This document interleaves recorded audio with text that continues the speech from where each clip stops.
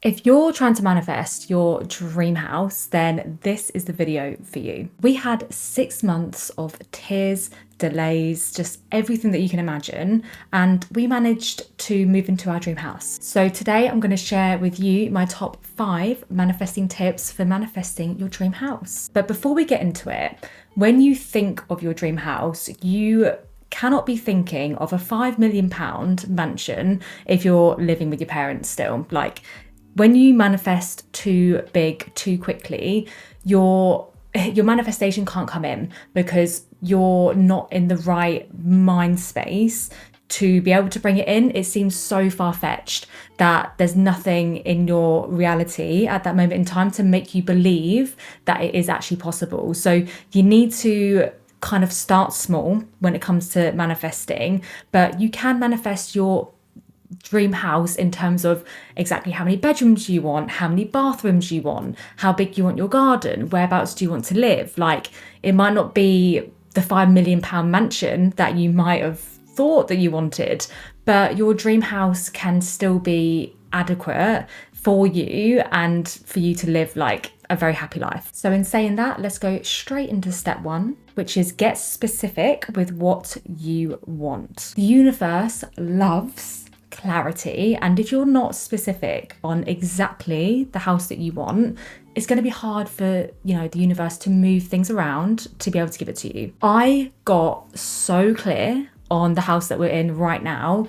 It's really weird, but I was really specific in terms of where we wanted to live, what we wanted to live nearby, the type of place that we wanted to live, how many bedrooms we've got, how many bathrooms we've got, how big the rooms are, having a nice space big enough for Coco, my Frenchie. Even a coffee corner in the kitchen was like really important for me. And we have a lovely area where the coffee machine sits. So I got really specific on what I wanted and the universe answered. You also want to be really super clear on how you want the house to make you feel. When it comes to manifesting, you have to really step into the emotion of it. You can't just close your eyes and think of that £5 million mansion and then open your eyes and it's there. It's not how it works. You really need to step into that feeling of walking around the house, of feeling the covers, of feeling the bed, of sitting outside in the garden, sunbathing and feeling the sun on your skin. It's those kind of visualizations are what's going to really help. And you just need to put yourself in the house when you're being like specific about it. And a really great way to start this off is to write down everything that you want your dream house to have. So I'm not talking about having a helipad over there and a swimming pool over there. I'm talking about things that you practically would want. So do you want an ensuite? Do you definitely want a bath because you prefer baths over showers? Things like that. And even things like you want a south-facing garden for when it's summer and you want the sun in the garden all day. So what I want you to do for step 1 is get yourself a pen and paper right now and write down what you want your dream house to be. So how many bedrooms? Where is it? How big's the garden? Have you got a shed? Have you got a garage? Have you got built-in wardrobes? How big is your bathroom? Is it done up? Do you want to do it up? Do you want an empty shell? Do you want a fully furnished house? Like, what do you want? And be really, really specific. That's so, so important. So step number 2 is aligning your manifestation with your energy, because you can't manifest from a place of panic and a place of lack and a place of not feeling in control. Like, trust me, I was there. I did go through those phases at some point during my house buying process, but the more time you spend in that energy, the more your manifestations get pushed further away. And when you just let go, realign your energy to like going back to what you are looking for specifically, that is what's going to help bring that manifestation in. So I basically shifted my thought process to, why is this not working out for me? Why is there delays? To, it's already mine. I have what I need. I have got the keys.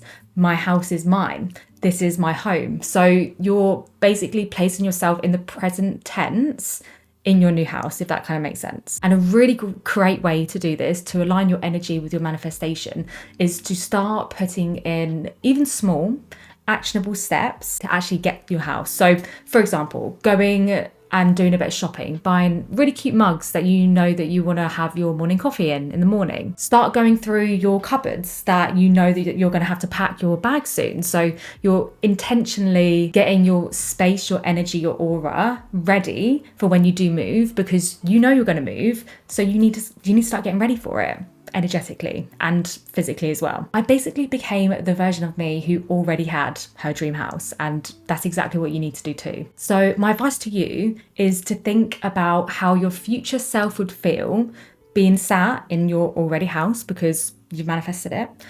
Would your future self be worried about delays right now? Would your future self be uncontrollably thinking about the worst case scenario? You wouldn't. So I know it's hard to get out of that rut because I have been there.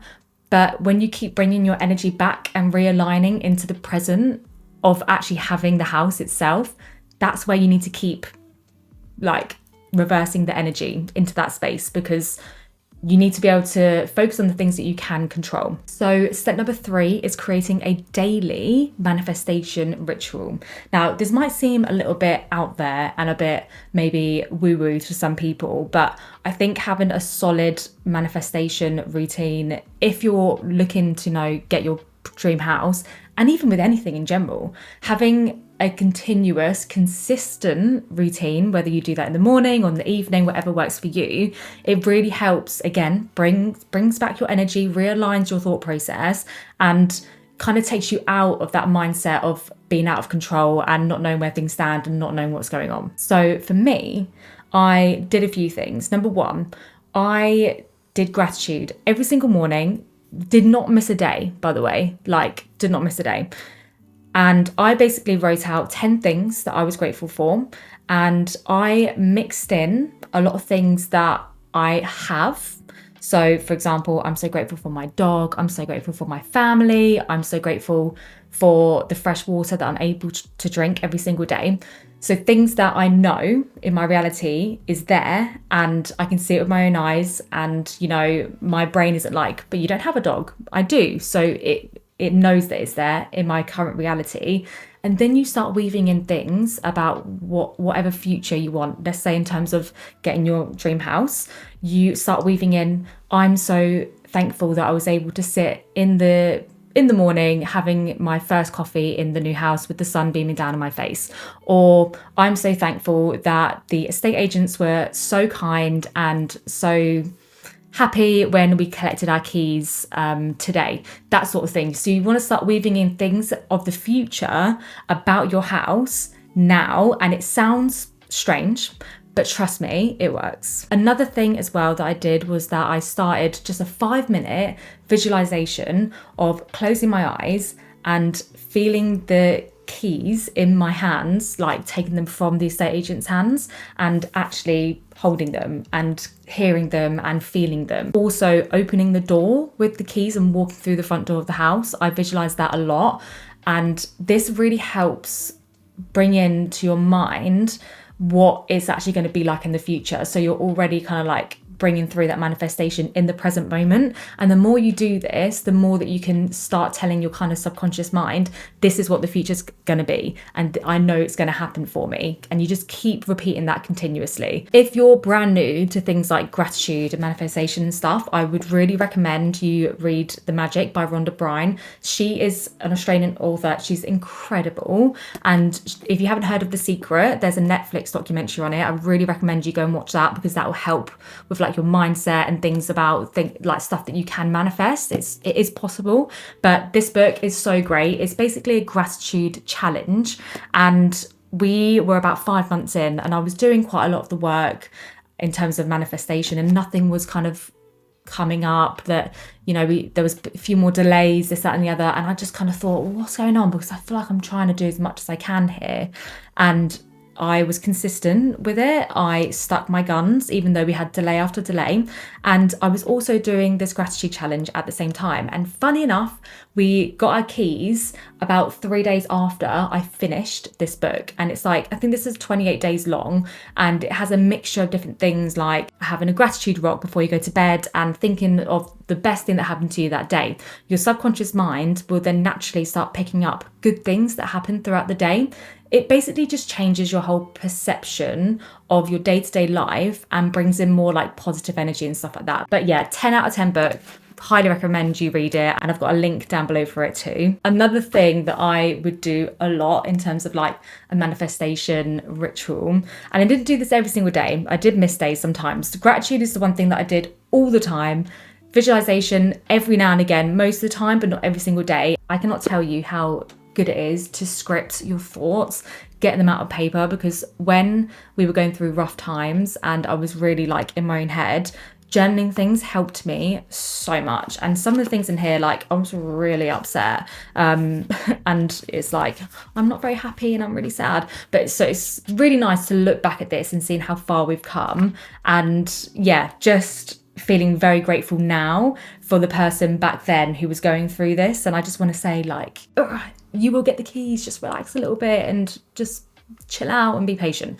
But yeah, some things in here, like starting to lose a bit of hope with the house. Documents from the sellers was meant to arrive on Wednesday and they still haven't. Today we've said that this is our last day that we'll wait, and then we'll have to email everyone and say we're considering other options. This was on the 10th of Jan this year, and the fact that we was even thinking to do that is like so sad because we're in the house right now. So I think journaling your thoughts, I mean, it's not for everyone, but for me, it really helped me. Plus, I feel like it's really nice to look back on as well. And step number 4 is trust in divine timing. And I cannot shout this louder from the rooftops. If you was following my journey along on TikTok, you would have seen that we were so sure we was going to be in before Christmas last year, and that didn't happen. And that's okay. But we were really sad that we weren't in before Christmas. Now, if we moved in before Christmas, we would not have been ready. Like, Christmas is expensive anyways, right? And in our mind, we just wanted to be in the house. But looking back now, we were able to save more money. We literally had like another 2 months worth of like money being saved and not spending on a mortgage, which is really expensive, by the way. But we trusted in divine timing, and that wasn't at the right time for us. So realistically, after Christmas was the perfect time for us. You know, we managed to save a bit of money, spend a bit more time with family and friends, and be able to spread the cost of buying furniture and things like that across a few more months. So I really had to trust in the universe to a sense of like, it wasn't the right time for us, and it wasn't. But at the time, I was very much like, it is the right time though, and I want to be in right now, and I'm so excited, and it's taken so long, and is it going to happen? Is it not going to happen? So you have to just trust that it will. And the way you're able to do that is to start putting yourself in the present moment of having your keys and being in the house. And I promise, if you do these steps and, you know, rituals and really focusing on being in the house and having your keys and bringing your present mind into that reality, it will happen for you. Like, it just will. So when it does finally happen, you'll kind of think to yourself, this was meant to be. And you'll re-look back as to reasons why that wasn't the right time for you. It is really weird when you look back at things and you get a different perspective. And a really great journal prompt for this, if you wanted to do a bit of writing right now, is what if this delay is all part of the alignment? And really sit and think about the potential reasons as to why that time there and then wasn't the right time for you to move into a house. And step number 5 is release and receive. Once you fully let go of the control, and you won't be able to control a lot in this situation. If you're going through the house process right now, you will fully understand that. You can't force it. And the more you try and force it, which is what I did, I am so guilty of that. But like, the more you try and control and force things, the further away it's going to get to you. You have to release it and you have to let it go. And you just have to tell yourself that if it's not meant to be, it's not meant to be. That's it. We'll just go with the flow and see what happens. And that is basically what we did near the end. We were 6 months in and we loved the house. And by the end of it, we were looking on Rightmove for other houses just in case this might have not have gone through. So in our mind, we gave up control, thinking that this has to happen. This is our house. Why can't it be ours? We gave up that control, and lo and behold, we moved into our house. And you definitely can too. So I hope something in there helped. If you tried any of the methods in this video, please let me know, because I would love to hear your thoughts. And I want to see how quickly you are able to manifest your dream house, because it will happen for you. And if you needed a sign that the house that you're kind of in the process of buying right now, if it's supposed to be yours or not, then this is your sign that it is. And you just need to hang in there. And again, what I said before, just realigning your energy, bringing it back and letting go, and you have your house. I'm going to bring so much more manifesting and home content to you guys. I feel like I've got a lot of knowledge in the area because I've been into this stuff for like years. And I've also been in the house process for 6.5 months. So I know a thing or two about buying your first home. So all the house, home, spiritual manifestation content is coming your way. So if you did like this video, I would love it if you could like and subscribe, and you'll be able to see more of me and all the tips on manifesting and our house progress in general. Like, we are doing up the house in little bits here and there, and it's going to be a different house in a few years, I can just tell. So I really hope you like this video, guys. Have a lovely rest of your day, and I'll see you again soon. Bye.